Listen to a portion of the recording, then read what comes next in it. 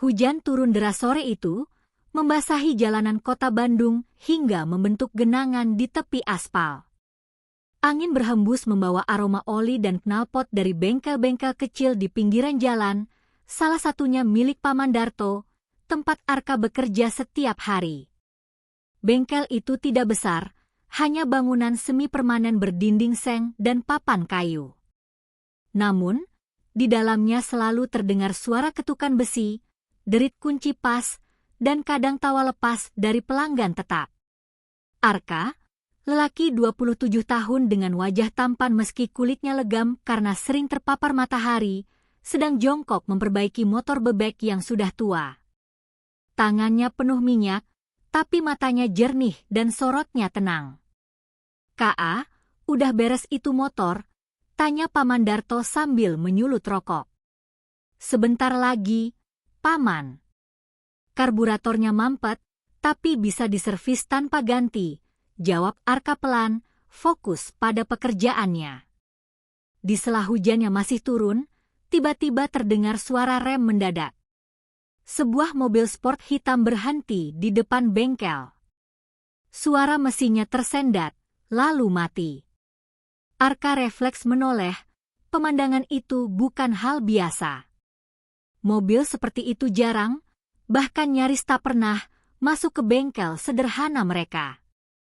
Pintu mobil terbuka perlahan. Seorang wanita keluar dengan payung putih. Ia mengenakan blazer hitam, celana panjang, dan sepatu hak tinggi yang sudah sedikit basah oleh air hujan.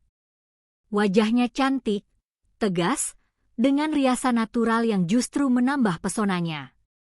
Rambutnya yang sebahu tampak lembut meski basah terkena rintik hujan. Arka terpaku sejenak. Wanita itu seperti bukan berasal dari dunia yang sama dengan mereka yang setiap hari bergelut dengan oli dan mesin. "Permisi," katanya dengan suara lembut tapi jelas. "Mobil saya tiba-tiba mati di tengah jalan. Bisa tolong dilihat?" Arka berdiri, menyeka tangannya dengan lap kotor seadanya. "Tentu, Bu. Silakan tunggu sebentar." Ia berjalan mendekat, lalu membuka kap mobil. Dari pandangan sekilas, ia sudah tahu masalahnya. "Baterainya soak, Bu."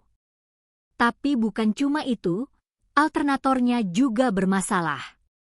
Mobil ibu masih bisa dinyalakan, tapi kalau mau aman, sebaiknya dicek lebih dalam, jelas Arka. Wanita itu tampak heran. "Kau tahu hanya dari melihat sekilas?" Arka tersenyum tipis. "Kebiasaan, Bu. Mobil ini sepertinya sering dipakai tapi jarang diservis, ya?" Wanita itu mengangkat alis. "Kau bahkan bisa menebak itu?" "Mesinnya seperti orang lelah, Bu. Nggak bisa bohong." Jawaban sederhana itu membuat wanita itu tertawa kecil. Ia tidak menyangka mekanik di bengkel sederhana ini bisa bicara dengan santai namun percaya diri. "Namaku Arka, Bu," katanya sopan. "Kalau ibu nggak keberatan, saya cek dulu bagian dalamnya. Tapi karena hujan, mungkin agak lama." "Tidak masalah, Arka. Saya Nadia," jawabnya. Nama itu langsung membuat Arka berhenti sejenak. Nadia, nama yang terasa mahal dan elegan. Ia tidak tahu bahwa di hadapannya berdiri Nadia Sasmita, CEO termuda perusahaan otomotif terbesar di kota itu, PT Garuda Motorindo, yang baru saja dinobatkan sebagai perempuan inspiratif tahun ini. Arka bekerja tanpa banyak bicara. Hujan semakin deras, tapi ia tetap melanjutkan pekerjaannya. Bajunya basah kuyup, namun tangannya tetap cekatan membuka komponen demi komponen.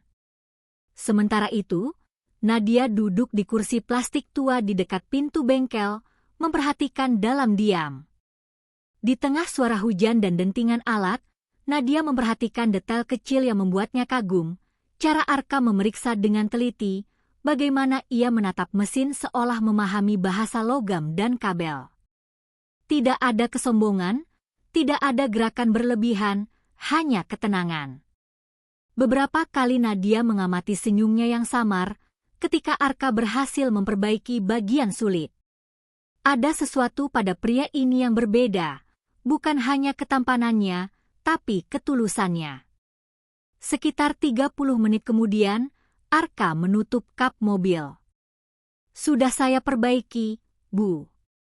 Tapi saya sarankan nanti dibawa ke bengkel besar untuk penggantian alternatornya. Untuk sementara, sudah bisa jalan. Nadia bangkit berdiri. Berapa biayanya? Arka menggeleng.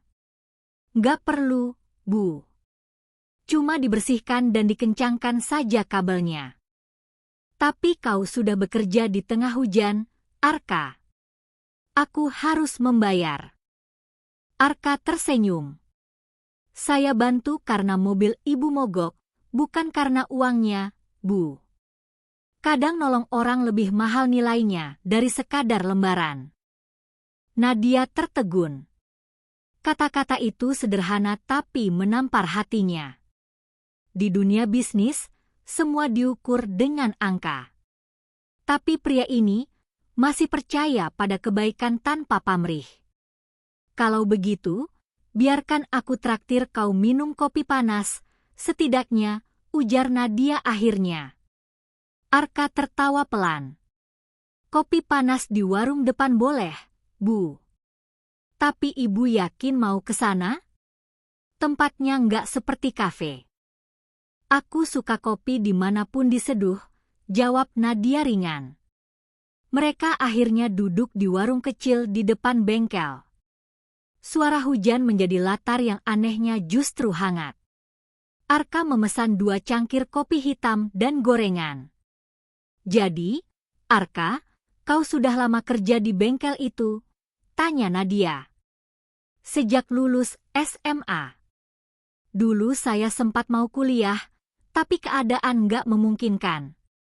Paman saya yang punya bengkel, jadi saya bantu di sana. Dan kau tak pernah menyesal? Arka menatap keluar jendela. Menyesal? Mungkin kadang. Tapi kalau saya terus menyesal, siapa yang bakal ngidupin ibu di rumah? Nadia diam. Ada getar lembut dalam suara Arka, keteguhan sekaligus luka yang dalam.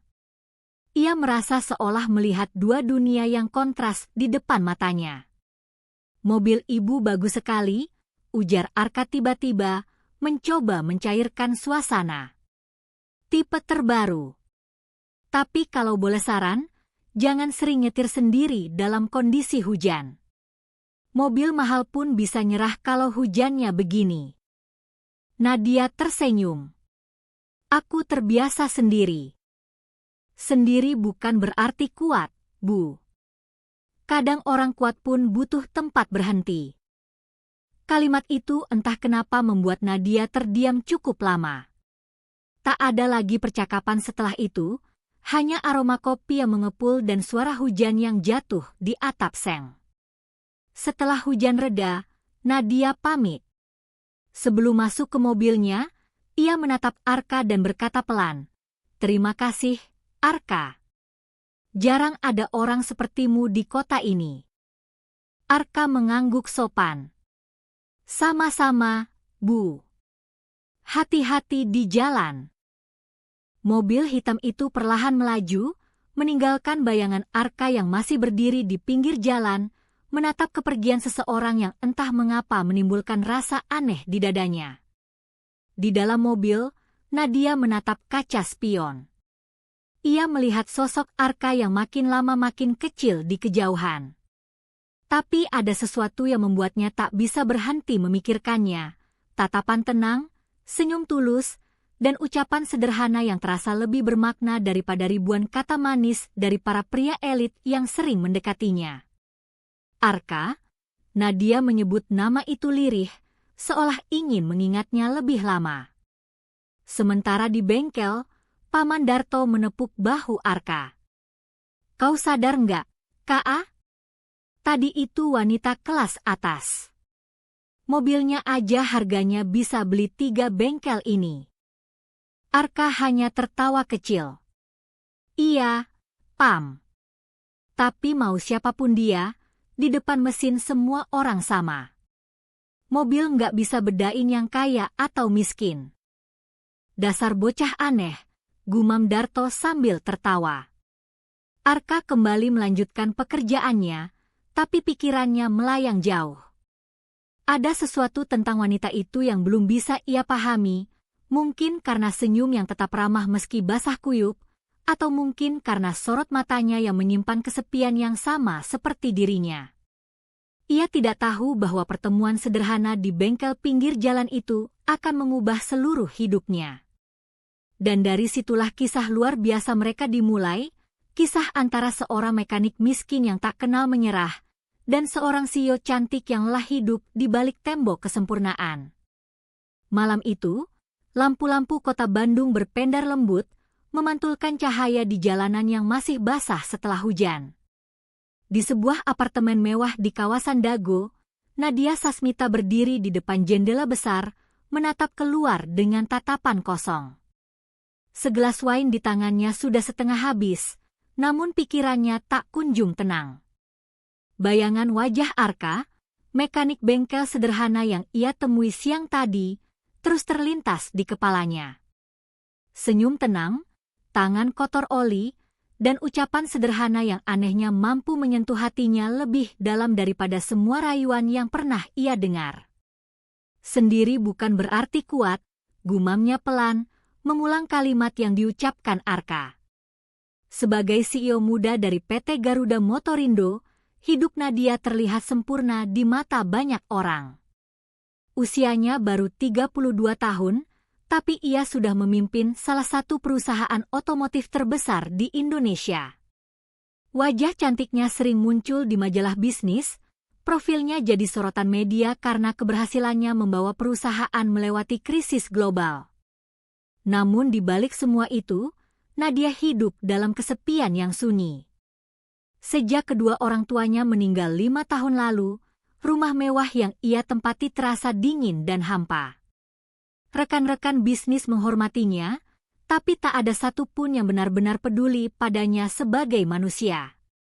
Semua yang datang karena kepentingan. Hanya Arka yang berbeda.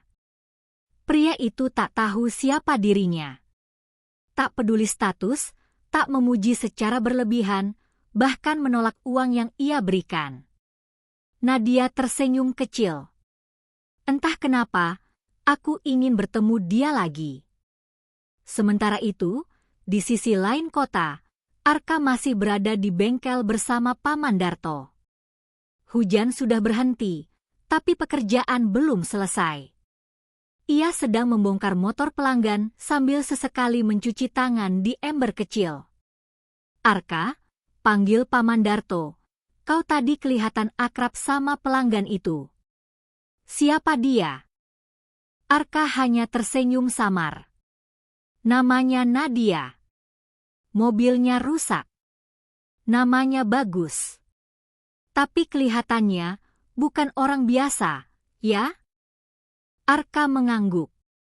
Iya, Paman. Tapi dia tetap sopan. Jarang ada orang seperti itu yang mau duduk di warung tenda sambil minum kopi bareng kita. Paman Darto tertawa. Kau hati-hati, Ka.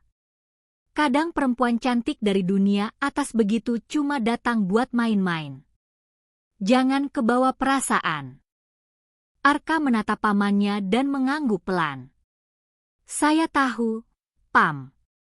Saya cuma bantu karena dia butuh pertolongan. Namun malam itu, ketika Arka berbaring di kasur tipisnya di kamar kecil belakang bengkel, pikirannya tidak bisa berhenti memutar kenangan tentang wanita bernama Nadia itu. Senyumnya, tatapannya yang teduh, caranya bicara lembut tapi berwibawa, semuanya tertanam dalam benaknya. Ah, bodoh, gumamnya sambil menutup mata. Mana mungkin wanita seperti dia bakal ingat orang sepertiku. Tapi nasib, seperti biasa, punya caranya sendiri mengatur pertemuan. Keesokan harinya, di kantor pusat Garuda Motorindo, Nadia menghadiri rapat penting bersama jajaran direksi.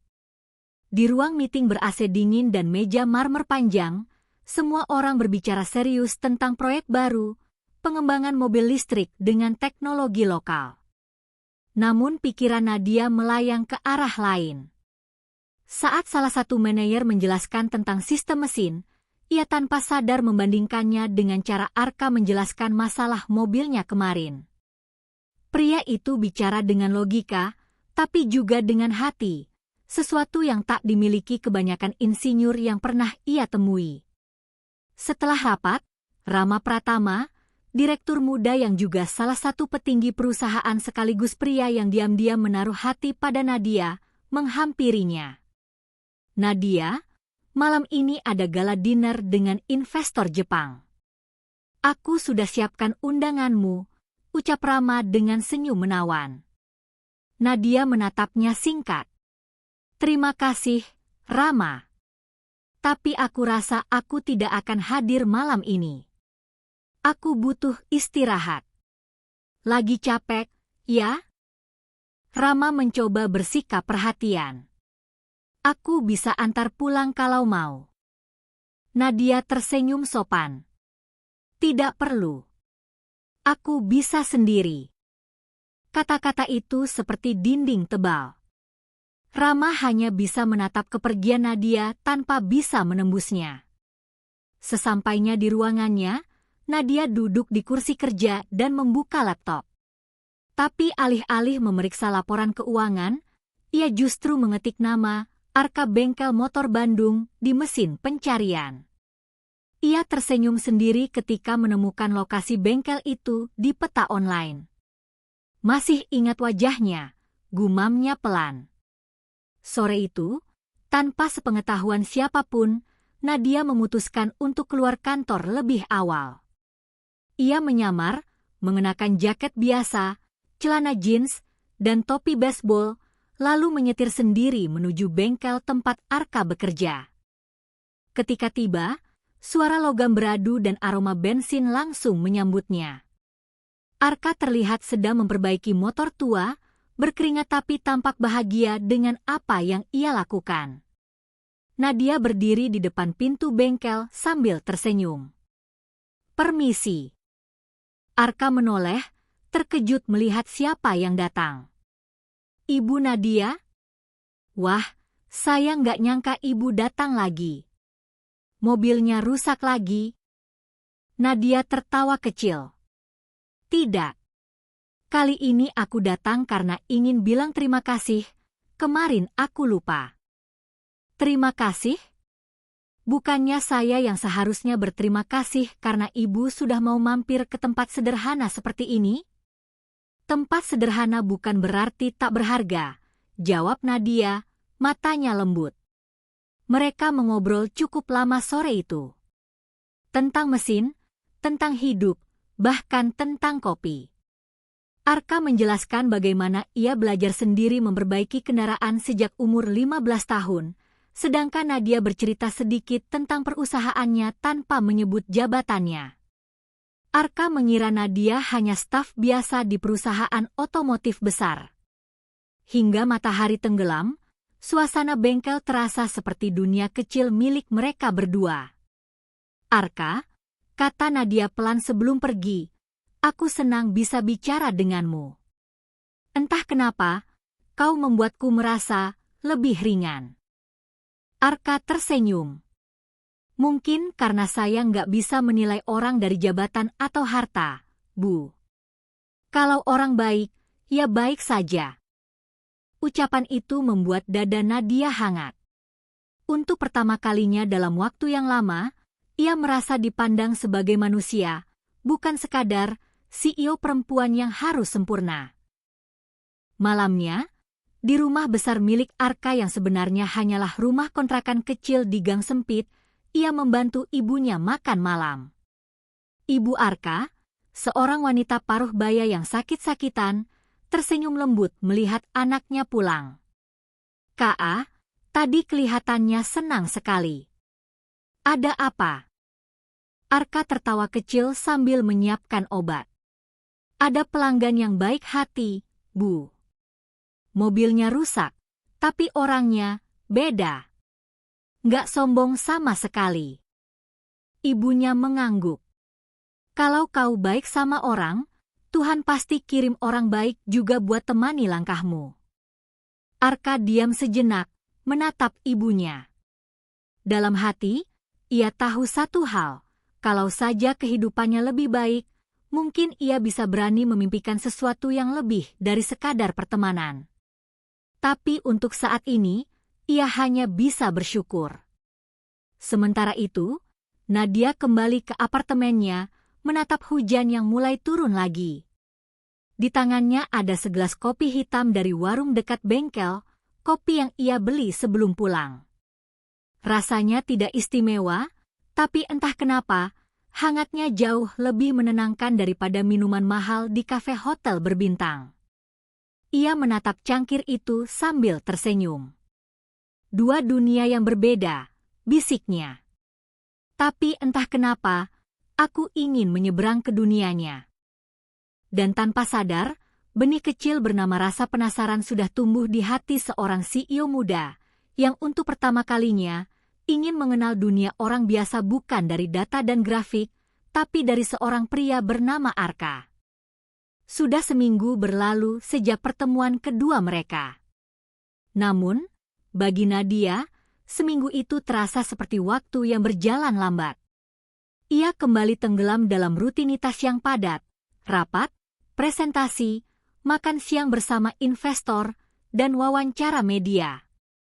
Namun, setiap kali ada jeda, pikirannya selalu kembali kepada satu nama, Arka. Wajah itu, senyum tenang di balik noda oli, dan cara bicara jujurnya yang tanpa dibuat-buat terus menghantui pikirannya. Bahkan ketika ia berada di ruang rapat megah, dengan layar besar menampilkan grafik keuntungan perusahaan, bayangan bengkel kecil dan aroma kopi hitam dari warung tenda itu muncul di kepalanya. Sampai suatu sore, saat hujan gerimis mulai turun lagi, Nadia memandang mobil hitamnya di parkiran kantor. Tiba-tiba muncul ide gila, ide yang bahkan membuatnya tertawa sendiri. Apa aku benar-benar akan melakukannya? Gumamnya sambil memegang kunci mobil. Tapi perasaan ingin bertemu lagi lebih kuat dari logika. Ia membuka kap mobil, menatap mesin, dan, entah dengan keberanian atau kebodohan, melepas salah satu kabel baterai kecil dengan hati-hati. Ia tersenyum kecil. Kalau begini, pasti mogok, katanya pelan. Ia masuk ke mobil, menyalakan mesin, benar saja, tak ada reaksi. Nadia menatap jam tangannya. Waktunya berakting. Ia menyalakan hazard, lalu berpura-pura panik saat beberapa orang lewat. Tapi bukan bantuan dari mereka yang ia tunggu. Ia menyalakan ponselnya, membuka alamat bengkel Arka, dan menelepon nomor yang tertera di papan nama. Bengkel motor Darto, selamat sore. Suara Arka terdengar dari seberang. Nadia tersenyum, suaranya ia lembutkan seolah kebingungan. Arka? Ini Nadia. Mobilku mogok lagi, kebetulan tidak jauh dari bengkelmu. Wah, Ibu Nadia. Tenang, saya ke sana sekarang. Di mana posisinya? Dekat taman kota, di depan toko bunga. Oke, tunggu sebentar. Saya berangkat. Nadia menutup telepon dengan senyum geli. Untuk ukuran seorang CEO, tindakannya benar-benar konyol. Tapi entah kenapa, perasaannya ringan, seperti gadis muda yang hendak bertemu seseorang yang membuatnya penasaran. Tak sampai 20 menit, motor Arka berhenti di sisi mobilnya. Ia turun, memakai jaket lusuh tapi wajahnya tetap cerah. Ibu Nadia, serunya. Wah, ketemu lagi. Kayaknya mobil ibu emang manja sama saya nih. Nadia tertawa kecil. Mungkin memang mobilnya suka diperhatikan sama kamu. Arka tidak menyadari ada sesuatu yang aneh kali ini. Ia langsung membuka kap mobil dan mulai memeriksa kabel. Tak butuh waktu lama baginya untuk menemukan masalahnya. Ibu, ini kabelnya lepas. Sepertinya bukan karena aus, tapi dicopot. Nadia terkejut pura-pura. Masa sih? Arka menatapnya, matanya penuh rasa ingin tahu. Ibu copot sendiri. Tidak mungkin. Aku bahkan tidak tahu kabel yang mana. Arka tertawa pelan, tak ingin membuatnya malu. Ya sudah, saya pasang lagi. Tapi kalau nanti rusak lagi, jangan panik, ya. Dalam beberapa menit, mobil itu hidup kembali. Mesin berputar halus. Arka menutup kap dengan ringan dan berkata, "Sudah bisa jalan, Bu. Tapi saya heran, kok rusak terus, ya?" Nadia menatapnya sambil tersenyum, menyembunyikan rasa malu di balik topeng tenangnya. Mungkin mobilnya suka diperbaiki sama kamu. Arka menggaruk kepala. Ibu bisa aja. Hujan mulai turun sedikit lebih deras. Arka menatap langit, lalu berkata, "Ibu belum sempat makan? Di warung depan ada soto enak. Mau saya temani sekalian nunggu hujan reda?" Nadia menatapnya sejenak. Ajakan sederhana itu terasa lebih tulus daripada ratusan undangan makan malam yang biasa ia dapatkan dari kolega bisnis.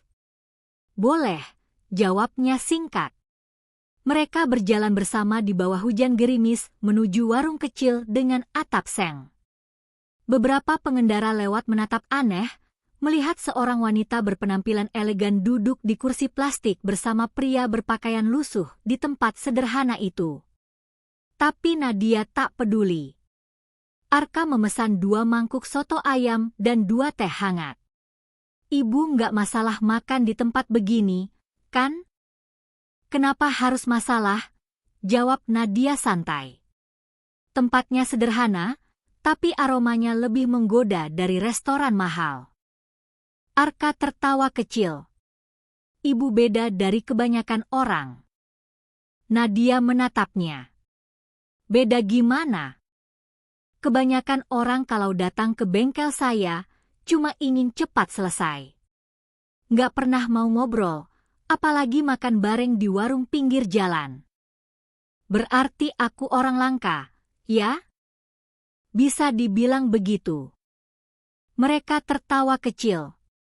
Obrolan berlanjut, mengalir tanpa dibuat-buat. Arka bercerita tentang masa kecilnya di kampung, bagaimana ia belajar mesin dari ayahnya yang dulu bekerja di pabrik otomotif sebelum difitnah mencuri dan akhirnya dipenjara. Nadia mendengarkan dengan penuh perhatian, matanya lembut, seolah ingin menampung semua cerita itu di hatinya. "Ayah saya meninggal waktu saya SMA," kata Arka pelan. "Sejak itu saya bantu ibu. Paman Darto ngasih kerja di bengkel. Ya, begitulah hidup saya sekarang." Nadia menunduk. "Kau luar biasa, Arka. Banyak orang di posisimu mungkin sudah menyerah." Arka tersenyum. "Kalau menyerah, siapa yang nyalain mesin hidup saya sendiri, Bu?" Nadia terdiam. Jawaban itu begitu jujur, begitu sederhana, tapi sangat dalam. Ia menatap Arka dengan perasaan yang aneh, antara kagum dan tersentuh. Di tengah obrolan, hujan turun lebih deras. Mereka terpaksa menunggu lebih lama di warung. Namun, bagi keduanya, waktu seakan berhenti. Dunia luar menghilang, menyisakan 2 hati yang mulai berdetak dalam ritme yang sama.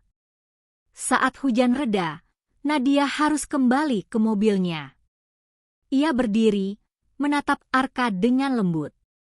"Terima kasih, Arka. Hari ini, aku senang sekali." Saya juga, Bu. Hati-hati di jalan. Oh iya, jangan panggil aku, Ibu, terus. Aku belum setua itu. Cukup panggil Nadia. Arka tertegun. Wah, saya nggak enak, Bu. Maksudnya, Mbak Nadia.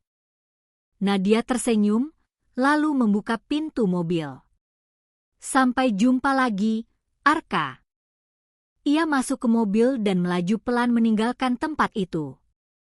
Arka berdiri di tepi jalan, menatap mobil hitam itu menghilang di tikungan. Entah mengapa, ada rasa kehilangan yang muncul setiap kali Nadia pergi. Sementara Nadia, di dalam mobilnya, tersenyum kecil sambil melihat wajahnya di kaca spion. Mobil rusak yang sengaja, sepertinya aku benar-benar sudah gila.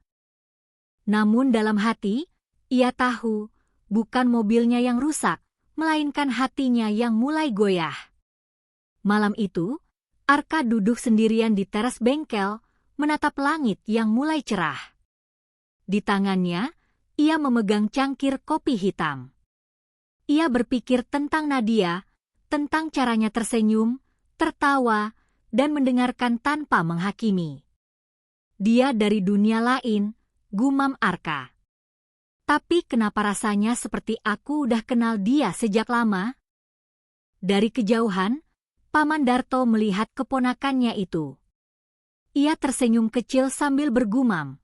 Sepertinya, si bocah ini mulai jatuh cinta.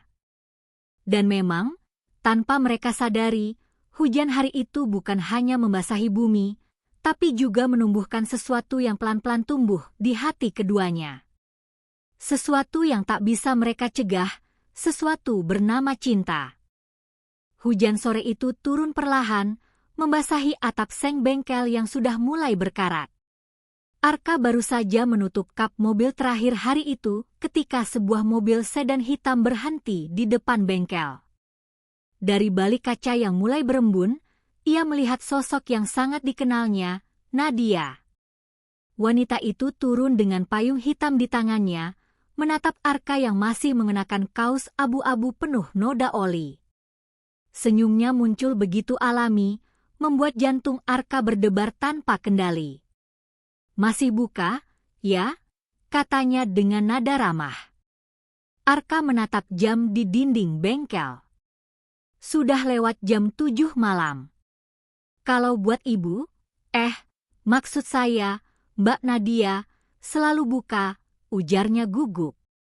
Nadia terkekeh kecil. Kau selalu sopan, ya. Aku datang bukan untuk mobil, tapi untuk ngajak makan malam. Kalau kamu tidak keberatan, tentu saja. Arka nyaris menjatuhkan kunci Inggris di tangannya. Makan malam? Sama saya. Ya, jawab Nadia ringan. Aku ingin tahu, seperti apa dunia kamu. Tempat kamu biasa makan, ngobrol, istirahat. Arka menatapnya tak percaya. Tempat saya bukan restoran, Mbak. Cuma warung tenda pinggir jalan. Kursinya plastik, nasi gorengnya agak pedas, dan itulah yang aku mau coba, potong Nadia dengan mata berbinar. Arka tak bisa menolak. Dengan setengah canggung, ia mengganti bajunya dengan kaos bersih dan jaket lusuh, lalu mengantarnya ke warung tenda langganannya, sekitar 2 blok dari bengkel. Warung itu sederhana, hanya beratap terpal biru dan diterangi lampu neon yang sedikit berkedip. Bau sambal goreng dan asap wajan menebar ke seluruh penjuru. Orang-orang duduk di bangku panjang, tertawa sambil menyeruput teh manis. Begitu Nadia melangkah masuk, suasana seolah berhenti sesaat.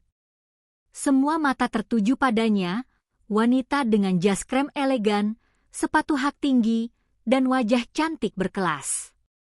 Beberapa pelanggan bahkan berbisik pelan, saling menebak siapa dia. Arka merasa tak nyaman. Ia tahu betapa berbedanya dunia mereka. Kalau Mbak nggak nyaman, kita bisa cari tempat lain. Di sini agak ramai dan..." "Tidak apa-apa," potong Nadia, duduk tanpa ragu di bangku plastik yang sedikit goyah. "Tempat ini terasa hidup." Pemilik warung, Bu Rini, menghampiri dengan wajah bingung. Arka, ini tamumu?" "Iya, Bu." "2 nasi goreng biasa, ya?" Nadia tersenyum hangat. "Saya 1 pedas, Bu." "Seperti hidup saya belakangan ini," katanya sambil tertawa kecil. Bu Rini hanya tertawa kikuk, lalu pergi sambil berbisik ke pelanggan lain, "Mekaniknya bawa artis, kali ya?" Malam itu berjalan tak seperti biasanya. Nadia, yang biasanya makan dengan etika sempurna di restoran berbintang, kini makan dengan tangan sedikit belepotan saus sambal, tertawa setiap kali Arka bercerita tentang pelanggan aneh di bengkelnya, dari bapak-bapak yang marah karena motornya ngambek, sampai bocah kecil yang datang hanya untuk meminjam pompa ban. "Jadi kamu benar-benar kerja dari pagi sampai malam begini setiap hari?" tanya Nadia di sela-sela makan. "Iya," jawab Arka santai. "Nggak ada yang istimewa dari hidup saya, Mbak. Tapi saya bahagia. Setidaknya, setiap hari saya bisa bantu orang jalan lagi." Nadia menatapnya dalam diam. Di balik kata-kata sederhana itu, ada ketulusan yang langka. Dunia bisnis yang ia jalani penuh tipu daya dan kompetisi. Ia lupa rasanya puas hanya karena bisa membantu orang lain. "Arka," katanya perlahan. "Kamu tahu nggak? Aku iri." Arka mengerutkan dahi. "Iri? Sama saya?" "Iya," jawabnya lembut. "Kamu bisa tersenyum tulus tanpa harus punya segalanya. Aku punya segalanya, tapi seringkali lupa bagaimana caranya tersenyum seperti itu." Arka menatapnya, kali ini dengan serius. Mungkin karena Mbak terlalu tinggi lihat ke atas, sampai lupa kalau kebahagiaan itu sering ada di bawah, di hal-hal kecil. Nadia tersenyum, matanya sedikit berkaca. "Kamu selalu punya cara ngomong yang menenangkan, ya?" Setelah makan, mereka berjalan kaki menuju bengkel lagi. Hujan sudah berhenti, tapi jalanan masih basah, memantulkan cahaya lampu. Nadia berjalan tanpa payung, menikmati udara malam yang jarang ia hirup. Arka melangkah di sampingnya, tak berani terlalu dekat. Biasanya, orang sekelas Mbak nggak akan betah di tempat seperti itu. "Justru di sana aku merasa jadi manusia lagi," jawab Nadia jujur. Tanpa kamera, tanpa tatapan, tanpa harus berpura-pura kuat. Langkah mereka terhenti di depan bengkel yang mulai gelap. Nadia menatap Arka lama, seolah ingin membaca isi hatinya. "Arka," katanya pelan. "Aku senang kenal kamu. Kamu berbeda dari semua orang yang pernah aku temui." Arka tersenyum malu. "Saya juga senang, Mbak. Tapi kayaknya saya bukan orang yang pantas buat deket sama Mbak. Dunia kita beda jauh." Nadia menatapnya tajam. "Jangan pernah bilang begitu lagi. Dunia kita cuma beda di sisi pintu, dan malam ini aku memilih berdiri di sisi kamu." Arka terdiam. Ada sesuatu yang bergetar dalam dadanya, campuran bahagia dan takut. Ia tahu, semakin lama dekat dengan Nadia, semakin dalam ia akan jatuh, dan mungkin semakin sakit nanti saat harus melepaskan.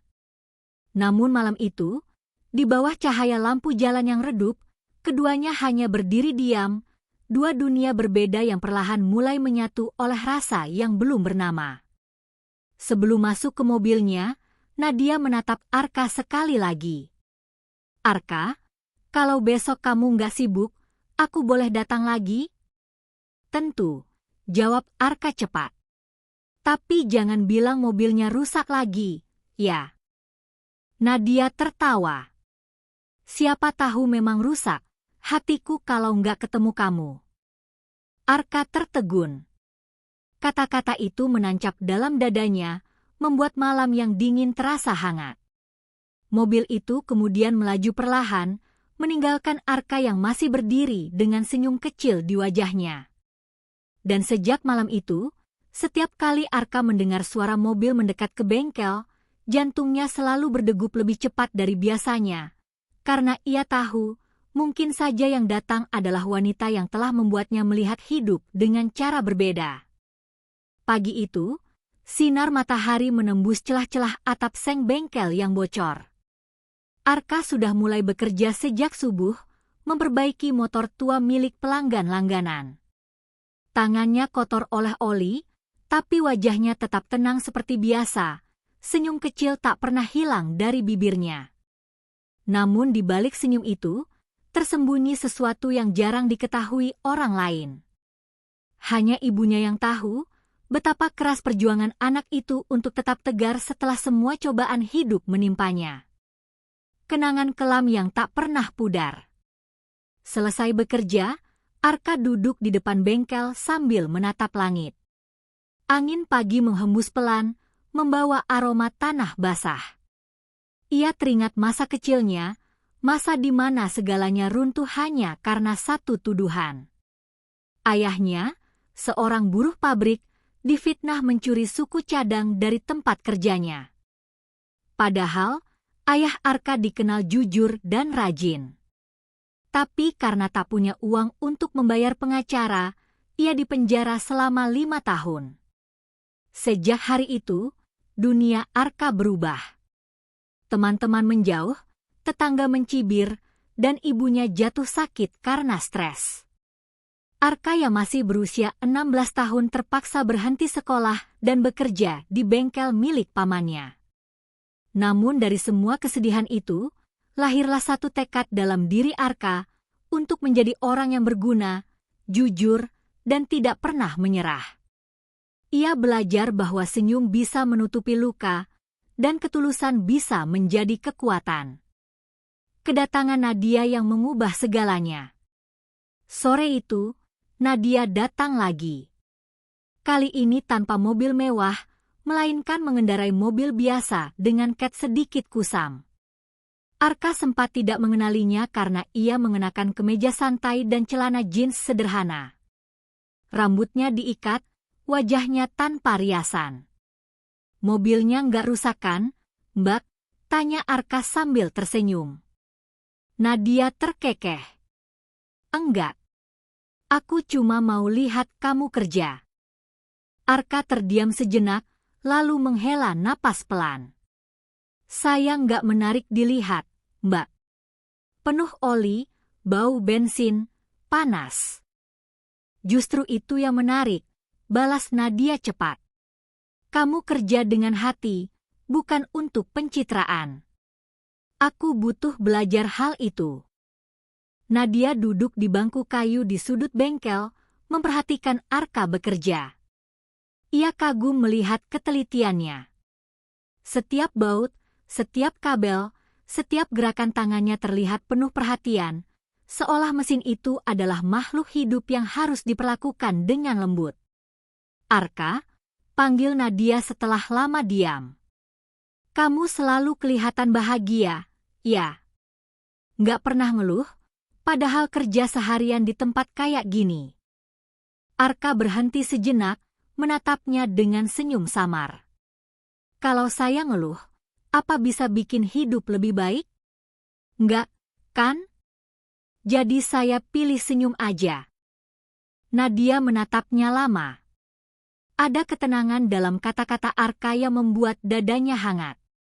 Ia tahu pria itu punya sesuatu yang lebih dari sekadar wajah tampan dan tangan terampil, ada kedewasaan yang jarang ia temui bahkan di lingkungannya sendiri. Anak kecil dan motor tua. Saat hari menjelang sore, seorang anak laki-laki datang membawa sepeda motor tuanya yang mogok. Bajunya sobek, wajahnya kotor. Ia terlihat takut mendekat. Mas Arka, Boleh tolong benerin motor bapak saya? Bapakku kerja malam, tapi motornya mati, kata anak itu dengan suara lirih. Arka mengangguk tanpa banyak tanya. Boleh, tapi kamu punya uang buat beli bensin sama busi. Anak itu menunduk. Enggak, Mas. Tapi nanti aku janji bayar. Nadia yang menyaksikan dari jauh menahan napas, ingin tahu apa yang akan dilakukan Arka. Pria itu tersenyum, lalu menepuk kepala anak itu. Nggak usah bayar. Kamu bantuin saya bersihin bengkel aja nanti. Deal? Anak itu mengangguk bahagia. Deal. Arka lalu memperbaiki motor tua itu dengan penuh kesabaran. Dalam waktu tak sampai setengah jam, mesin tua itu kembali menyala. Anak kecil itu melonjak kegirangan. Terima kasih, Mas Arka, serunya sambil berlari pulang. Nadia mendekat, menatap Arka dengan kagum. Kamu nggak takut rugi, ngelakuin itu gratis? Arka tertawa kecil. Nggak semua kebaikan harus dibayar, Mbak. Kadang, ucapan terima kasih aja cukup buat bikin hati tenang. Senyum yang menyembunyikan luka. Setelah anak kecil itu pergi, Nadia menatap Arka dengan rasa ingin tahu. Boleh aku tanya sesuatu? Tentu, Mbak. Asal bukan soal harga oli, jawab Arka bercanda. Nadia tersenyum, tapi wajahnya segera berubah serius. Kenapa kamu bisa sekuat itu? Maksudku, kamu hidup sendirian, kerja keras, tapi tetap bisa tersenyum. Apa nggak capek? Arka terdiam lama sebelum menjawab. Capek, Mbak. Tapi kalau saya berhenti, siapa yang akan jaga ibu saya? Dia sakit-sakitan di rumah. Saya cuma punya dia. Nadia tercekat. Ibumu sakit? Iya. Sejak ayah di penjara dulu, kesehatan ibu menurun. Sekarang cuma bisa di rumah, saya yang urus semua. Di penjara? Tanya Nadia pelan, suaranya hampir tak terdengar. Arka menatap tanah, matanya redup. Ayah saya difitnah. Dulu kerja di pabrik, dituduh nyuri suku cadang. Padahal dia nggak pernah sekalipun ambil yang bukan haknya. Tapi karena kami miskin, nggak bisa bela diri. Sejak itu, hidup kami berubah. Nadia menatapnya dengan mata berkaca. Ia bisa merasakan betapa berat beban yang dipikul pria itu selama ini. Maaf, Arka, aku nggak tahu. Gak apa-apa, Mbak. Sekarang saya udah ikhlas. Yang penting, saya bisa terus hidup jujur. Itu cukup. Kekaguman yang tumbuh diam-diam. Sepulangnya dari bengkel, Nadia duduk di mobilnya sambil menatap keluar jendela. Hujan mulai turun lagi, membasahi kaca depan. Tapi pikirannya masih terjebak pada sosok Arka, pria sederhana yang hidupnya keras tapi hatinya lembut. Ia teringat kata-kata Arka. Kalau saya ngeluh, apa bisa bikin hidup lebih baik? Kata-kata itu terus terngiang, menampar dirinya yang selama ini hanya tahu mengeluh pada keadaan. Di kantor, ia memegang ratusan pegawai dan memimpin rapat penting setiap hari, tapi tak satu pun membuatnya merasa setenang seperti saat berbicara dengan pria itu. Tanpa sadar, Nadia mulai membuka ponselnya dan melihat foto-foto dari acara sebelumnya saat Arka memperbaiki mobilnya. Tatapan fokus pria itu, senyum tipisnya, dan cara dia bicara dengan hormat tapi hangat, membuat Nadia tak bisa menahan senyum sendiri. Asal kamu tahu, Arka, bisiknya lirih, kamu nggak cuma memperbaiki mobilku hari itu. Kamu juga memperbaiki hatiku. Sementara di bengkel, Arka sedang menutup pintu bengkel ketika pamannya datang menghampiri. "Ka," katanya, "kamu hati-hati, ya." Perempuan yang sering datang itu, kayaknya orang penting. Dunia kalian jauh berbeda. Arka hanya tersenyum. "Saya tahu, Paman. Saya nggak berharap apa-apa. Saya cuma senang bisa ngobrol sama orang yang ngerti arti hidup, bukan cuma ngomong soal uang." Pamannya menepuk bahu Arka pelan. "Kamu anak baik, Ka. Tapi dunia nggak selalu baik sama orang baik. Ingat itu." Arka menatap langit malam yang mulai gelap, angin bertiup pelan. Di hatinya, ia tahu benar apa maksud pamannya. Tapi entah kenapa, sejak mengenal Nadia, rasa takut itu mulai pudar, digantikan oleh sesuatu yang lebih kuat, harapan. Malam itu, Nadia tak bisa tidur. Begitupun Arka.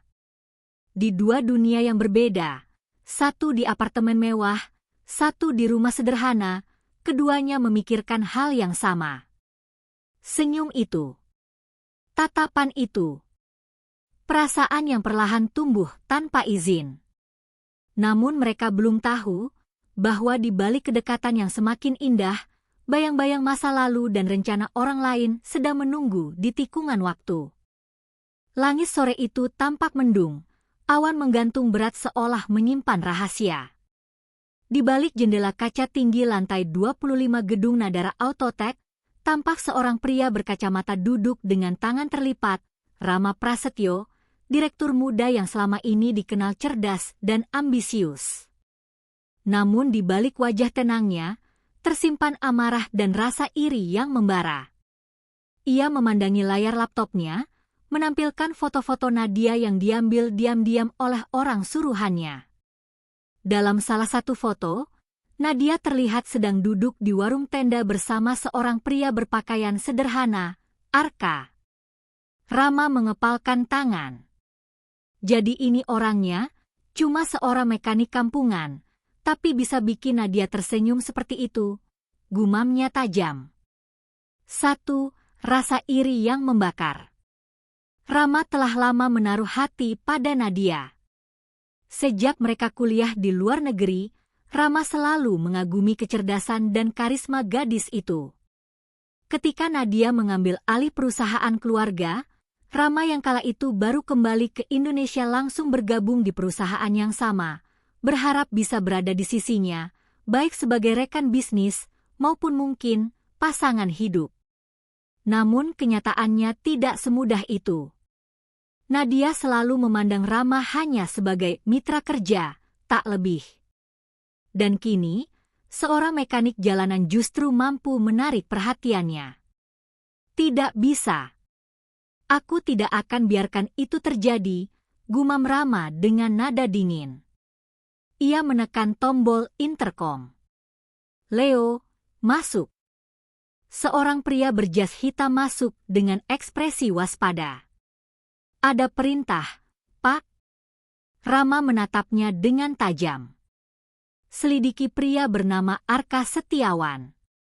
Cari semua tentang dia, latar belakang, keluarga, bahkan masalah pribadi sekecil apapun. Aku ingin tahu kenapa dia bisa membuat CEO kita sampai rela makan di warung tenda." Leo mengangguk cepat. "Baik, Pak." Dua dunia Nadia yang mulai diterpa gosip. Sementara itu, Nadia sedang duduk di ruang rapat, menatap para petinggi yang sedang membahas kerja sama besar dengan investor asing. Namun pikirannya tidak fokus. Ia beberapa kali melamun, mengingat percakapan terakhirnya dengan Arka di bengkel kemarin sore. "Jangan pernah berhenti jadi diri sendiri, Mbak. Dunia boleh keras, tapi kalau hati kita tetap jujur, kita nggak akan kalah." Kata-kata itu terus terngiang di kepalanya. Arka seperti memberi makna baru dalam hidupnya yang selama ini hanya berisi ambisi dan kesepian. Namun, tanpa sepengetahuannya, kabar kedekatannya dengan seorang mekanik mulai menyebar di kantor. Beberapa staf berbisik-bisik, Bahkan ada yang tertawa kecil setiap kali Nadia lewat.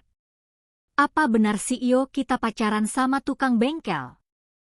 Katanya sering nongkrong di warung loh, demi ketemu cowok itu. Wah, cinta beda kasta banget, ya. Nadia mendengar sebagian bisikan itu, tapi ia memilih diam. Ia tahu gosip hanya akan berhenti jika ia tetap tenang. Namun dalam hatinya, ada perasaan tidak nyaman, bukan karena malu, tapi karena khawatir Arka akan disakiti oleh omongan orang. 3. Arka dan tekadnya. Di sisi lain, Arka sedang sibuk memperbaiki mobil pelanggan di bengkel. Ia belum tahu apa-apa tentang gosip yang beredar. Yang ia tahu, hidupnya mulai terasa lebih berwarna sejak mengenal Nadia.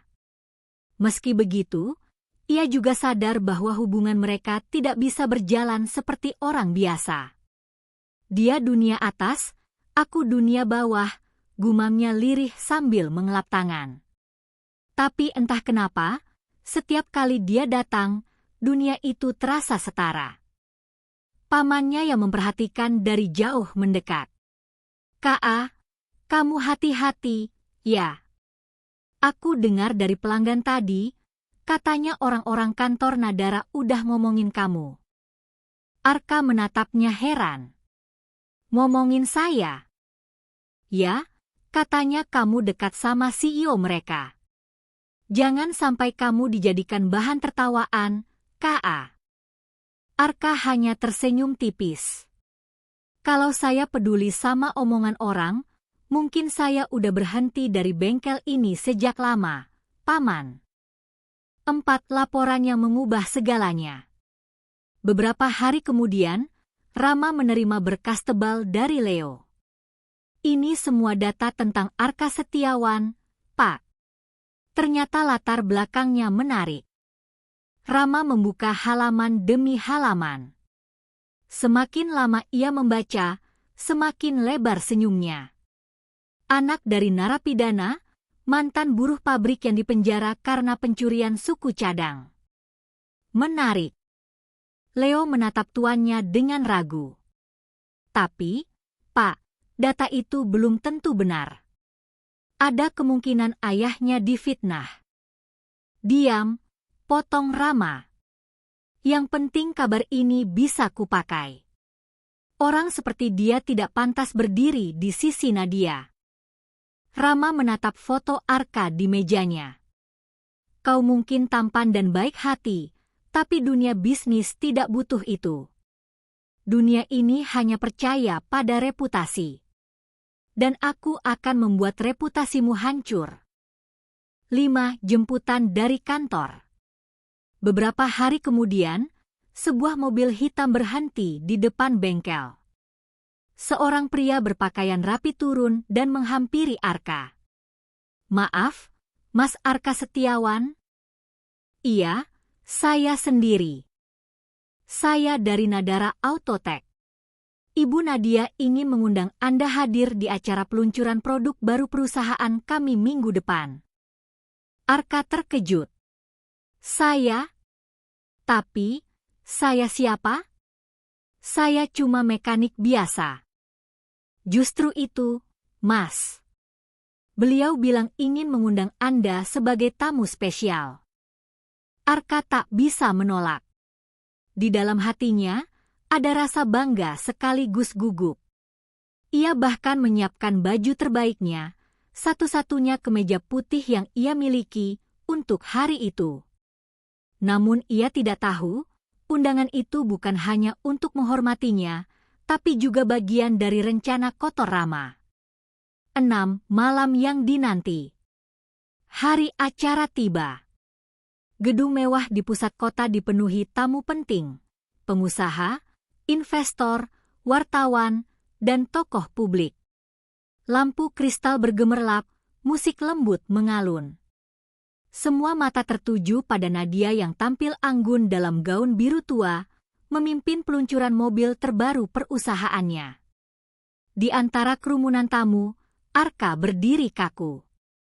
Ia merasa asing di dunia itu, dasinya terlalu ketat, sepatunya sedikit kebesaran. Beberapa tamu menatapnya dengan pandangan aneh.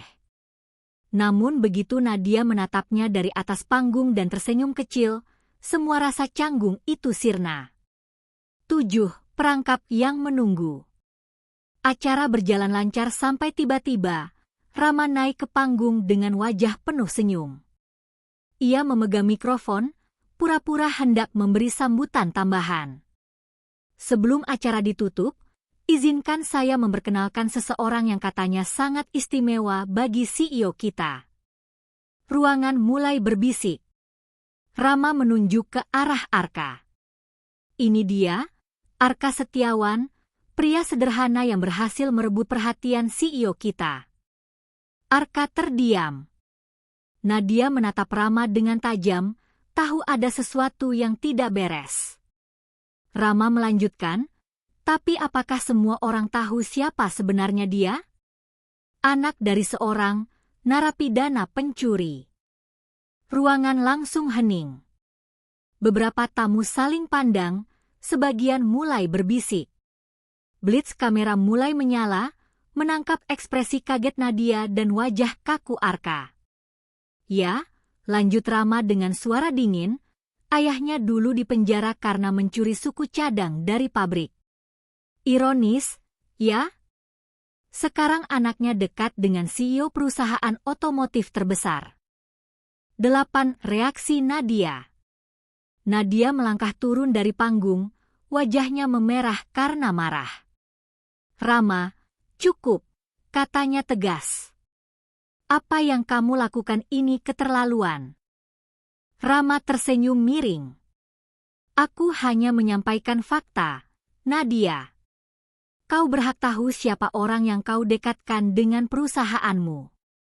Tanpa ragu, Nadia menampar Rama di depan semua orang. Suara tamparan itu bergema di seluruh ruangan. Kau tidak berhak menghakimi seseorang hanya karena masa lalunya. Ia kemudian menatap Arka yang menunduk malu. Dengan langkah mantap, ia menggenggam tangan Arka dan membawanya keluar dari ruangan, meninggalkan semua tamu yang terdiam. 9. Di bawah hujan. Malam itu hujan turun deras. Nadia dan Arka berdiri di depan gedung, basah kuyup. Arka menatapnya dengan mata berkaca. Kenapa kamu lakukan itu? Kamu bisa kehilangan reputasi gara-gara aku. Nadia menatapnya dalam. Reputasi bisa dicari. Tapi orang seperti kamu cuma datang sekali seumur hidup. Arka menunduk, air hujan bercampur air matanya. Aku cuma mekanik, Nadia. Dunia kita terlalu berbeda. Tapi hatimu lebih bersih dari siapapun di dunia ini, jawab Nadia pelan. Dan mulai malam ini, aku nggak peduli lagi soal dunia. Ia memandang Arka dengan penuh keyakinan. Arka, apa kau mau menikah denganku? Arka terpaku. Suara hujan menutupi detak jantungnya yang berdentum keras. Dan di bawah derasnya air yang turun dari langit, dua hati dari dunia berbeda mulai menyatu, menentang semua logika, melawan semua cemoohan, demi satu hal, cinta yang tulus.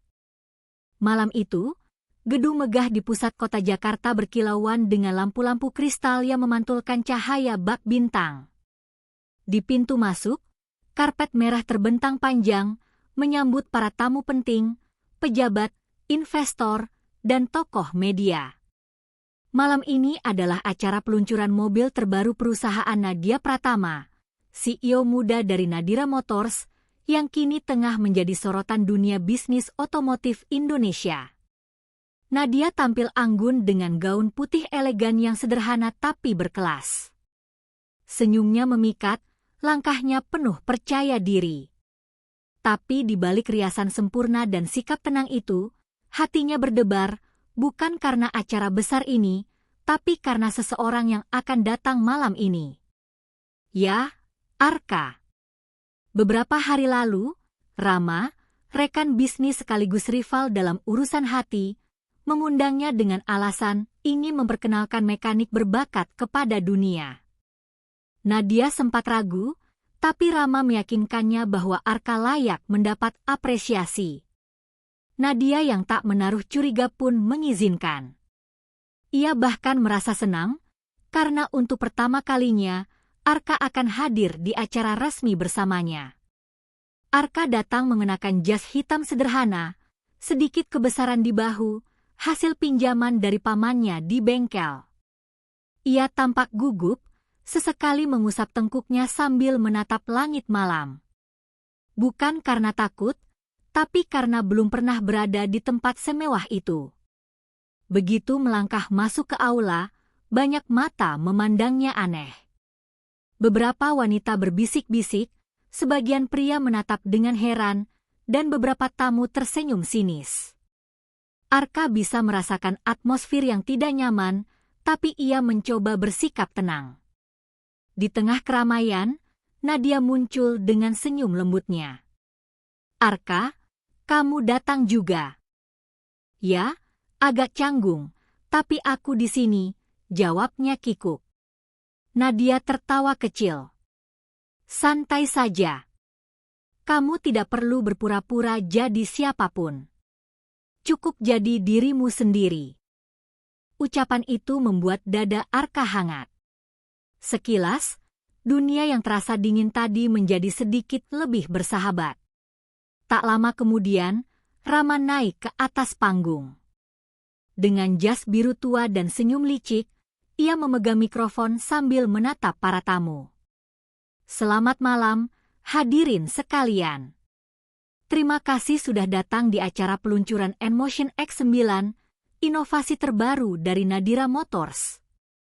Sorak-sorai dan tepuk tangan bergema. Kamera televisi berputar ke segala arah.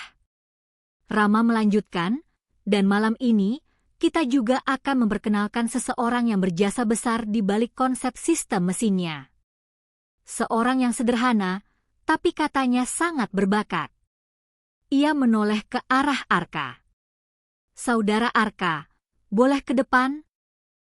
Semua mata kini menatap ke satu arah. Arka yang tak menyangka namanya disebut, sempat menatap Nadia bingung.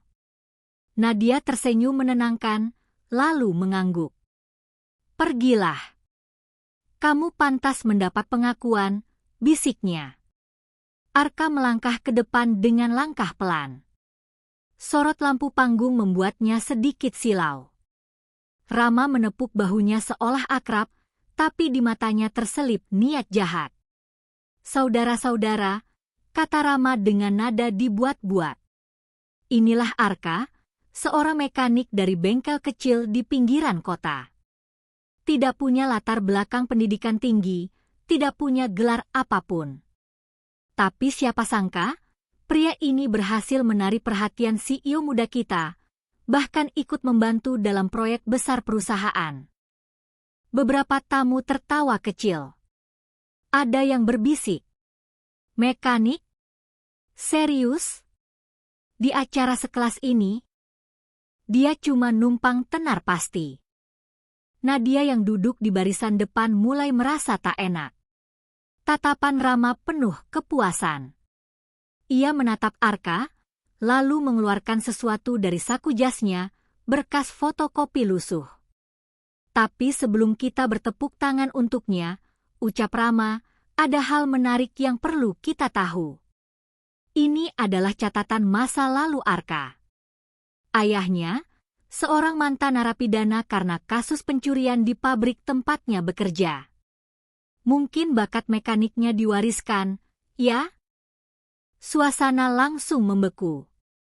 Semua mata kembali menatap Arka dengan pandangan penuh hinaan dan rasa ingin tahu. Kamera media berputar, mengambil momen itu. Beberapa orang mulai berbisik keras. "Anak mantan napi. Pantas saja kelihatan kampungan. CEO muda dengan anak bengkel miskin? Gila." Arka menunduk. Dunia seakan runtuh di hadapannya. Wajahnya panas, telinganya berdenging. Nafasnya berat. Ia menggenggam tangannya erat, mencoba menahan amarah dan rasa malu yang mengalir deras. Nadia berdiri dari kursinya. Dengan langkah tegas, ia naik ke atas panggung. Semua orang terdiam. Musik berhenti. "Cukup, Rama," katanya dingin. Rama berpura-pura tak paham. "Kenapa, Nadia?" "Aku hanya ingin publik tahu siapa dia sebenarnya." Plak. Tamparan keras mendarat di pipinya. Suara itu bergema ke seluruh ruangan. "Aku tidak peduli siapa ayahnya, dari mana dia berasal, atau berapa saldo rekeningnya," seru Nadia, suaranya bergetar tapi tegas. "Yang aku tahu, dia jujur, tulus, dan punya hati yang lebih bersih daripada semua orang munafik di ruangan ini." Ruangan mendadak hening. Tak ada yang berani berbicara. Rama menatapnya dengan mata membelalak, sementara Nadia memegang tangan Arka. "Arka, ayo kita pergi." Tanpa menunggu reaksi siapapun, Nadia menarik tangan Arka menuruni panggung dan berjalan melewati kerumunan tamu yang terkejut. Kilatan kamera mengikuti mereka, tapi Nadia tak peduli. Arka sempat menoleh, beberapa wajah menunduk malu, sebagian lain hanya menatap dengan rasa iri dan bingung. Mereka keluar dari gedung ke tengah hujan malam yang deras. Nadia berhenti di bawah lampu jalan, napasnya tersengal, gaunnya basah kuyup. Arka berdiri di depannya, masih terkejut. "Nadia, kenapa kau lakukan itu? Sekarang karirmu." "Biar saja," potong Nadia. "Aku sudah muak dengan dunia yang hanya menilai dari uang dan gelar." Ia menatap Arka dalam-dalam, air matanya bercampur hujan. "Aku hanya ingin bersamamu, Arka. Aku ingin orang tahu bahwa perasaan ini bukan permainan." "Aku tidak peduli," kata mereka. Arka terdiam. Tubuhnya menggigil, entah karena hujan atau karena kalimat itu. Hatinya bergejolak antara rasa kagum, cinta, dan takut. Hujan semakin deras. Nadia menatapnya lagi, kali ini dengan mata yang penuh keberanian. "Kalau semua orang menertawakanmu karena miskin," katanya pelan, "biarkan aku yang berdiri di sampingmu." "Arka, apa kau mau menikah denganku?" Arka tertegun. Dunia seakan berhenti berputar. Hujan jatuh membasahi rambutnya, menetes di wajahnya. Kalimat itu berputar di kepalanya. "Apa kau mau menikah denganku?" Butuh beberapa detik sebelum ia bisa bersuara. "Nadia, aku bukan siapa-siapa," katanya dengan suara bergetar. "Aku tidak butuh siapa-siapa," balas Nadia lembut. "Aku butuh seseorang yang bisa mencintaiku apa adanya.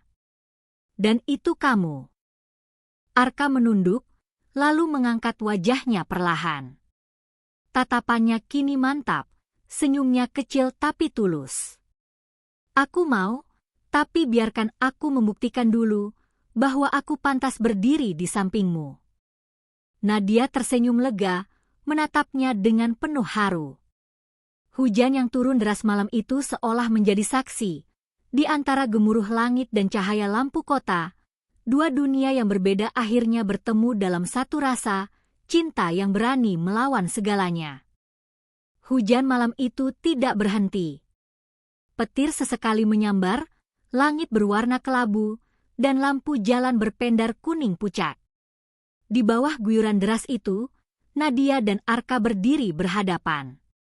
Nafas mereka sama-sama berat, bukan karena dingin, melainkan karena derasnya emosi yang baru saja meledak. Suara mobil-mobil dari kejauhan hanya menjadi gema samar. Dunia seolah memudar, yang ada hanya mereka berdua. Gaun putih Nadia telah basah menempel di kulitnya, rambutnya berantakan, namun justru di mata Arka, ia terlihat lebih indah dari siapapun di dunia ini. Nadia, kau sadar apa yang barusan kau katakan? Tanya Arka dengan suara parau. Kau seorang CEO, dan aku hanya seorang mekanik dari bengkel kecil. Dunia kita terlalu jauh. Nadia menatapnya tanpa gentar. Aku sadar, Arka. Justru karena aku sadar, aku mengatakannya. Aku sudah lelah hidup untuk orang lain, untuk citra, bisnis, dan komentar dunia. Aku hanya ingin hidup untuk diriku sendiri.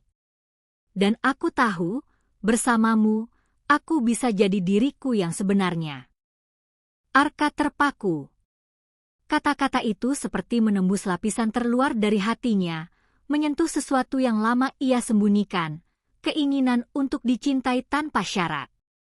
Tapi keraguannya masih ada. Ia menatap ke bawah, ke genangan air di kaki mereka. Aku tidak ingin kau menyesal nanti, katanya lirih. Aku tidak bisa memberimu kehidupan mewah. Aku bahkan tidak punya rumah sendiri. Yang aku punya hanya bengkel tua dan tangan yang kotor karena oli. Nadia mendekat, jarak mereka kini hanya sejengkal. Ia mengangkat tangan Arka, menatap telapak tangan itu yang kasar, penuh bekas luka dan minyak. Justru tangan ini yang aku kagumi, ucapnya lembut. Tangan yang bekerja keras, yang jujur, yang tidak memegang kemewahan tapi memberi kehangatan. Aku tidak butuh istana, Arka. Aku butuh seseorang yang bisa melindungiku dengan hati. Arka menelan ludah. Matanya memerah, antara terharu dan bingung. Kau tidak tahu betapa banyak wanita cantik yang menolakku karena miskin, katanya getir. Aku bahkan sering diejek oleh pelanggan bengkel karena penampilanku. Dan sekarang, wanita sepertimu meminta aku menikahinya?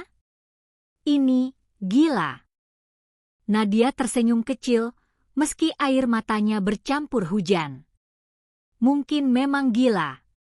Tapi cinta selalu begitu, kan? Keduanya terdiam.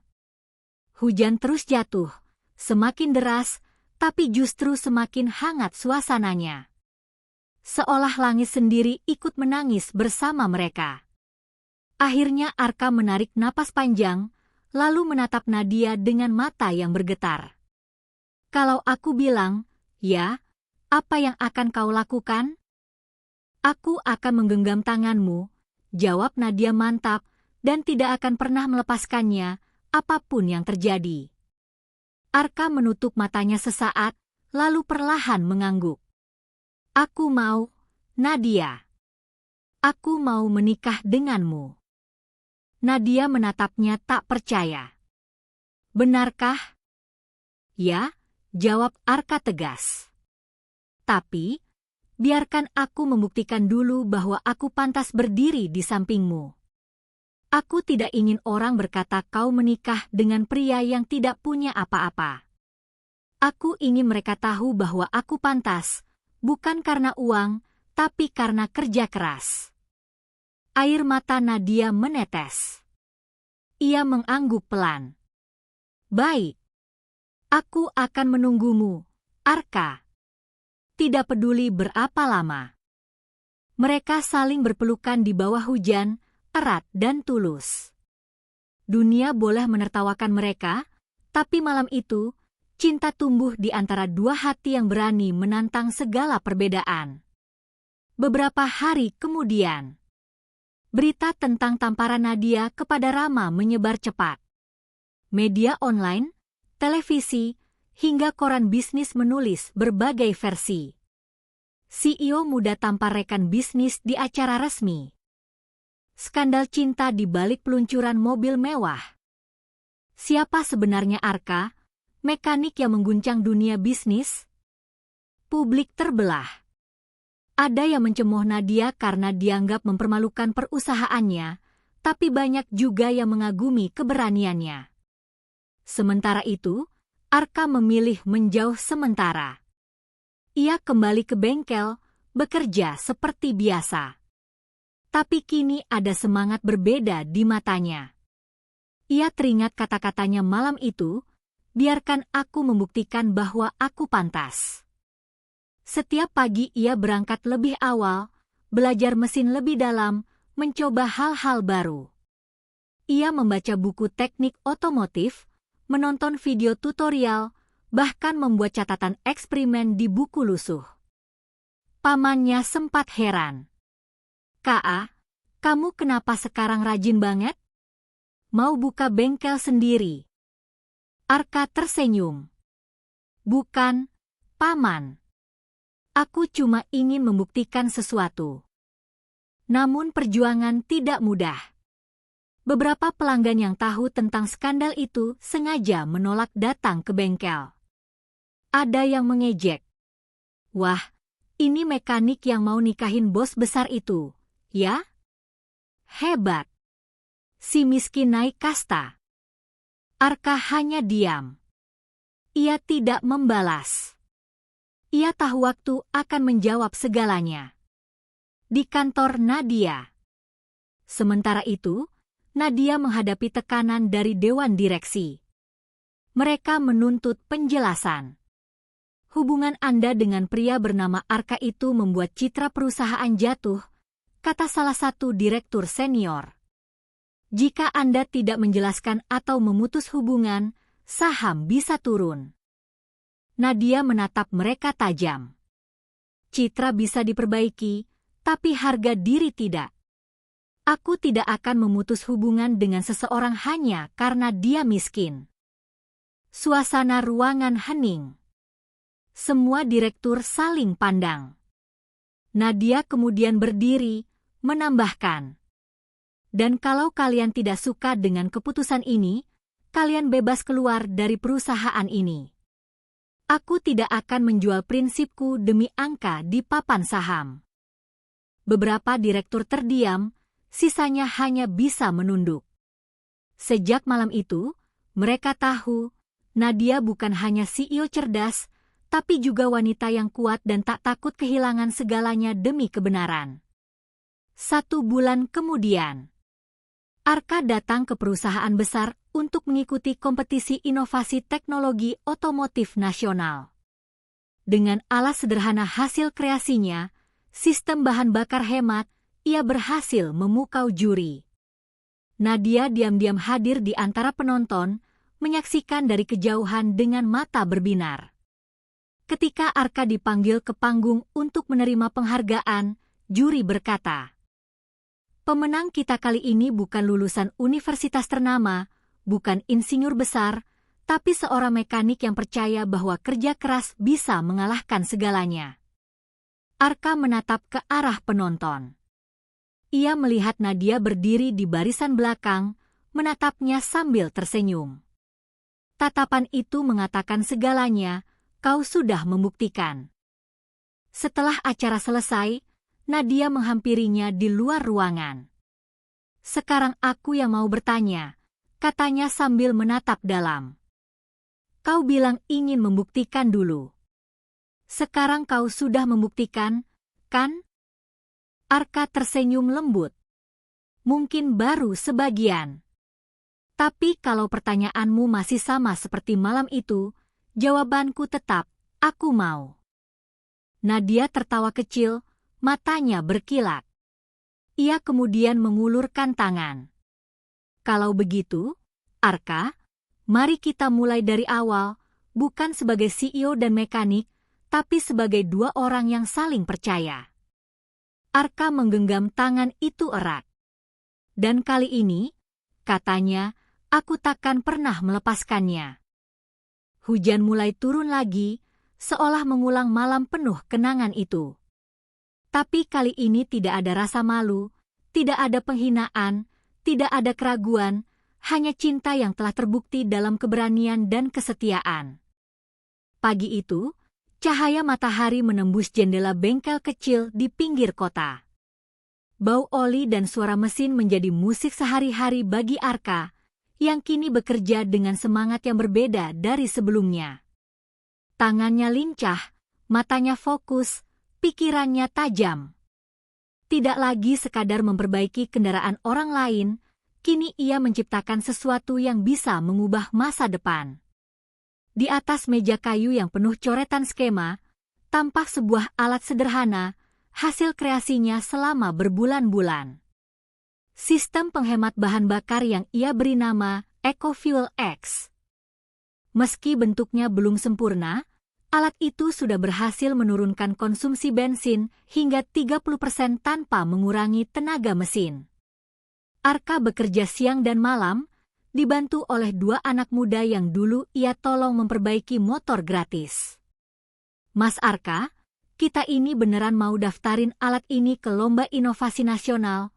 Tanya salah satunya, Bima, dengan mata penuh harap. Ya, jawab Arka mantap. Bukan soal menang atau kalah. Tapi aku ingin orang tahu bahwa orang kecil juga bisa menciptakan sesuatu besar.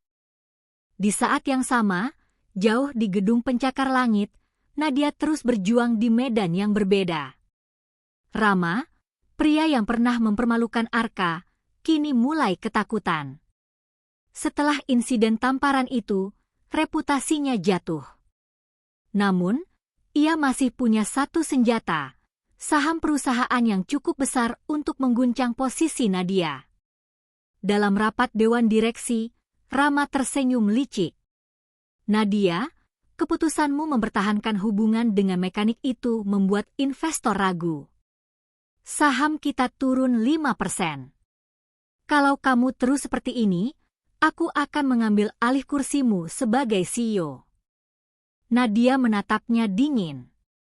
Silakan coba.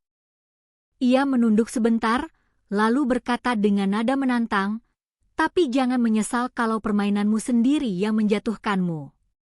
Beberapa minggu kemudian, kompetisi inovasi otomotif nasional dimulai.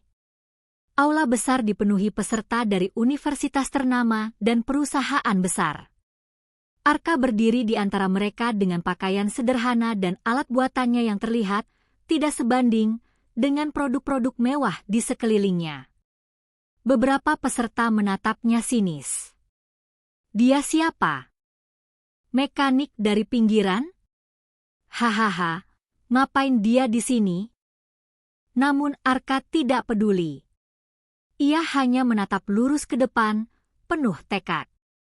Ketika tiba gilirannya presentasi, ia naik ke panggung dengan tenang. Suaranya tegas tapi rendah hati. Nama saya Arka. Saya bukan ilmuwan besar atau lulusan luar negeri. Saya hanya seorang mekanik yang percaya bahwa inovasi lahir dari kebutuhan. Alat ini saya ciptakan agar orang kecil bisa menghemat pengeluaran tanpa harus beli mobil baru. Ia menyalakan demonstrasi alatnya di depan juri. Mesin menyala halus, dan layar monitor menunjukkan efisiensi bahan bakar yang menakjubkan. Ruangan hening sejenak, lalu terdengar tepuk tangan perlahan, makin lama makin ramai.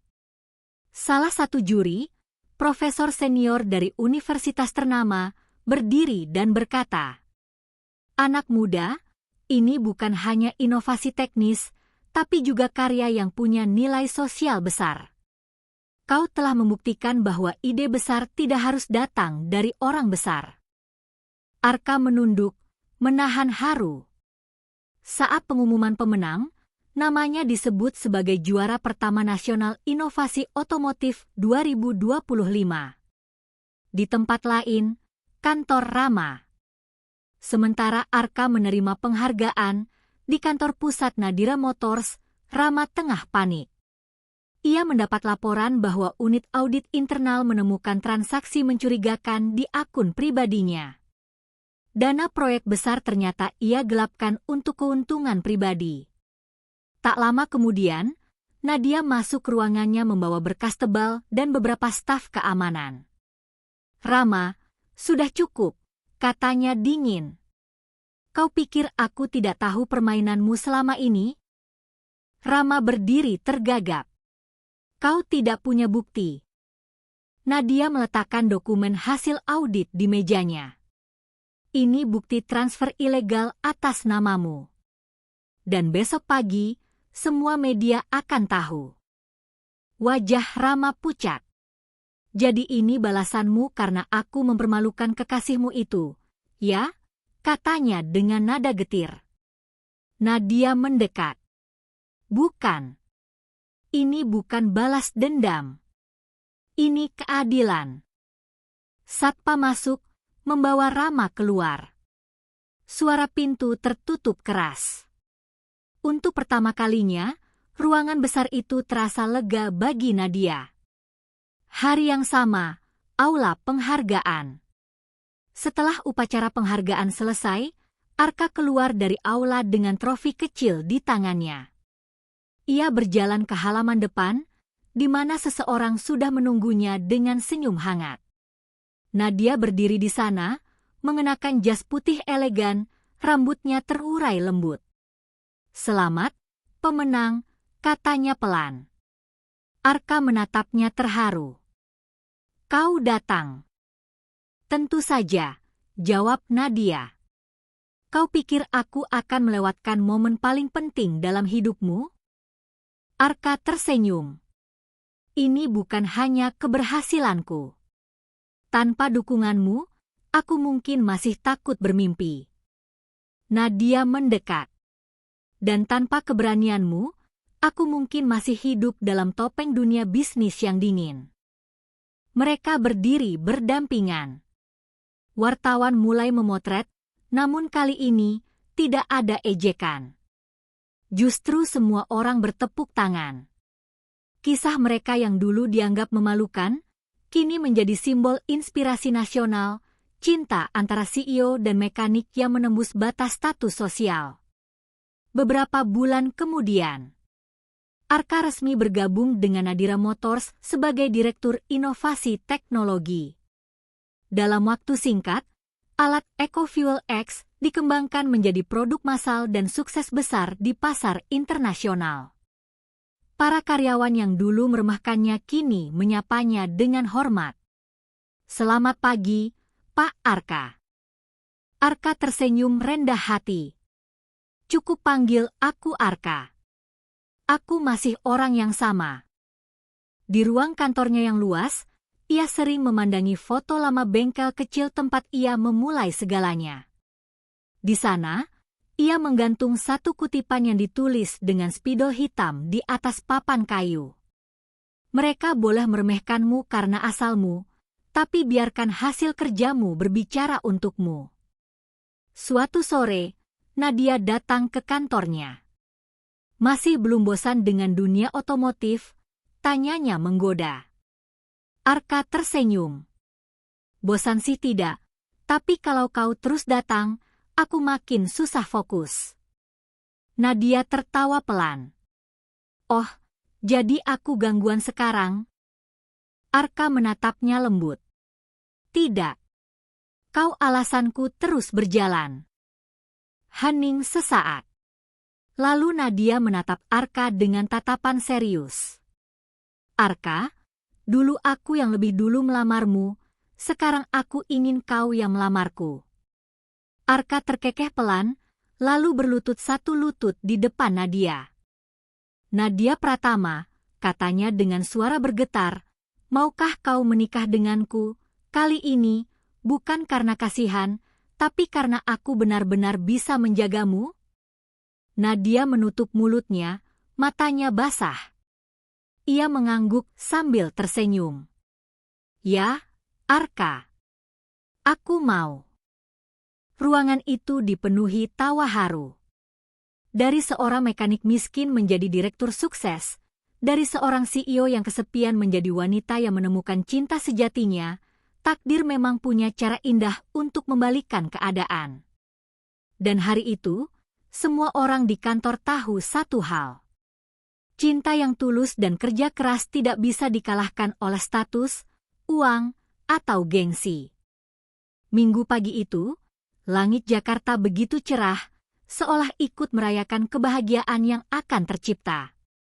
Gedung pernikahan mewah di pusat kota dihiasi bunga putih dan emas, aroma melati dan mawar menyebar di udara, membawa suasana hangat dan sakral. Semua tamu mulai berdatangan, keluarga, teman dekat, rekan bisnis, bahkan media yang penasaran ingin melihat kisah nyata CEO dan mekanik miskin ini sampai ke pelaminan.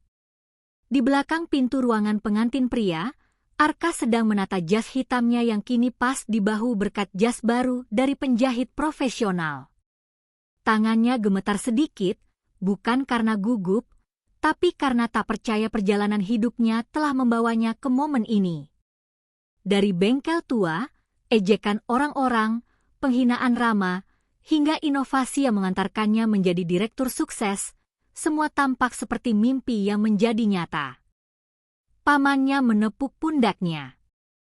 "Ka, lihatmu sekarang. Dari anak bengkel kecil, sekarang berdiri di sini. Siap jadi suami CEO?" Arka tersenyum, matanya bersinar. "Siap, Paman. Tapi bukan hanya jadi suami CEO. Aku ingin jadi suami yang layak dicintai Nadia sepenuhnya." Persiapan pengantin wanita. Di ruang pengantin wanita, Nadia duduk dengan gaun pengantin putih elegan, detail rendah halus menghiasi lengan dan bagian dada. Rambutnya disanggul rapi, tetapi beberapa helai lembut menjuntai di pipi, menambah kesan alami dan anggun. Mata Nadia berkaca-kaca saat ia menatap cermin. Ia teringat malam hujan ketika ia pertama kali berkata, "Arka, apa kau mau menikah denganku?" Momen itu kini menjadi kenyataan. Semua rasa takut, semua gosip, semua tekanan dari dewan direksi dan rival bisnis kini hilang. Yang tersisa hanya cinta tulus yang telah mengalahkan segala perbedaan dunia mereka. Salah satu asistennya menepuk bahunya lembut. "Bu Nadia, waktunya. Semua tamu sudah menunggu." Nadia menarik napas panjang, tersenyum, dan menatap diri sendiri di cermin. Ini bukan hanya tentang aku atau Arka. Ini tentang keberanian untuk memilih cinta yang benar. Masuknya sang pengantin. Ketika musik lembut mulai terdengar, tamu mulai berdiri. Pelaminan tampak megah, bunga putih dan lilin menerangi jalan menuju altar. Arka berdiri tegap, napasnya teratur, menunggu momen yang telah ia impikan sejak pertama kali bertemu Nadia. Begitu pintu ruangan terbuka, Nadia melangkah masuk dengan langkah mantap, senyum lembut di wajahnya. Semua mata tertuju padanya. Ia tampak anggun, tak hanya karena gaun, tapi karena aura percaya diri dan kebahagiaan yang terpancar dari dalam. Arka menatapnya, matanya berbinar, tak mampu berkata-kata. Hatinya berdegup kencang. Ia merasakan setiap detik momen itu seolah waktu berhenti. Ketika Nadia sampai di altar, Arka menggenggam tangannya. Sentuhan itu hangat, tulus, dan menguatkan. Mereka saling menatap, tersenyum, seakan dunia hanya milik mereka berdua. Upacara yang penuh emosi. Pendeta mulai berbicara, membimbing mereka dalam sumpah pernikahan. "Arka Setiawan, apakah kau bersedia mengambil Nadia Pratama sebagai istrimu, mencintainya, menghormatinya, dan tetap setia dalam segala keadaan?" Arka menatap Nadia, meneguk ludah, lalu berkata dengan suara lantang tapi bergetar. "Aku bersedia." Dengan sepenuh hati. Pendeta kemudian menatap Nadia. "Nadia Pratama, apakah kau bersedia mengambil Arka Setiawan sebagai suamimu, mencintainya, menghormatinya, dan tetap setia dalam segala keadaan?" Nadia menatap Arka dengan mata penuh cinta. "Aku bersedia. Dengan seluruh jiwaku." Saat mereka saling menukar cincin, tepuk tangan tamu pecah. Beberapa menitikan air mata, terharu melihat dua hati yang bertahan melalui ejekan, hinaan, dan rintangan dunia, kini bersatu. Sambutan dan reaksi tamu. Rama, yang sempat berusaha menghancurkan reputasi Arka, duduk di salah satu barisan dengan wajah pucat. Ia menatap kedua mempelai dengan perasaan campur aduk, marah, cemburu, dan tak percaya. Kali ini ia kalah oleh kerja keras, kejujuran, dan cinta. Sementara itu, banyak tamu yang dulu meragukan Arka kini mengakui ketangguhannya. Dia mekanik, tapi lihat sekarang. Direktur Inovasi dan suami CEO, bisik salah satu investor. Benar-benar membalikkan keadaan. Ini inspiratif, jawab temannya. Nadia dan Arka saling tersenyum. Mereka tahu, ini bukan hanya tentang status atau materi, ini tentang keberanian untuk memilih cinta dan integritas. Momen khusus. Setelah upacara selesai, pasangan pengantin melakukan tradisi melempar bunga. Nadia melempar buketnya ke arah para wanita yang hadir, dan beberapa berhasil menangkapnya. Suasana penuh tawa dan kebahagiaan. Kemudian Arka, dengan senyum hangat, menarik Nadia mendekat, menatap matanya. Kau tahu, Nadia, semua ini terasa begitu cepat. Tapi aku bersyukur kita melewatinya bersama. Dari bengkel, dari gosip, dari pengkhianatan, sampai hari ini. Nadia mengangguk, menempelkan dahinya ke dadanya. Aku juga, Arka. Dan aku berjanji, tidak peduli apapun yang terjadi nanti, kita akan selalu hadapi bersama. Acara pesta dan perayaan. Malam hari, pesta resepsi berlangsung meriah. Lampu gantung kristal berpendar, musik lembut berpadu dengan sorak tamu yang bahagia. Arka dan Nadia menari di tengah aula, bahu mereka saling menempel, tangan saling menggenggam erat. Media mencoba memotret mereka, tapi kali ini bukan untuk gosip atau ejekan. Setiap foto, setiap liputan, menceritakan kisah inspiratif. Cinta yang tulus bisa mengalahkan status sosial, ejekan, dan kepalsuan dunia. Beberapa tamu mendekat, mengucapkan selamat dan memberi pesan hangat.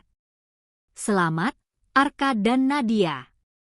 Kalian membuktikan bahwa cinta tidak mengenal kasta. Ini kisah yang patut dicontoh. Inspiratif sekali. Arka menatap Nadia dan tersenyum. Kita berhasil, Nadia. Kita membuktikan semuanya. Nadia menggenggam tangannya lebih erat. Ya, Arka. Tapi perjalanan kita baru dimulai. Penutup yang menggetarkan. Di balkon lantai atas, Arka dan Nadia berdiri berdua, menatap kota yang gemerlap. Angin malam menerpa lembut, membawa aroma bunga dari pesta di bawah.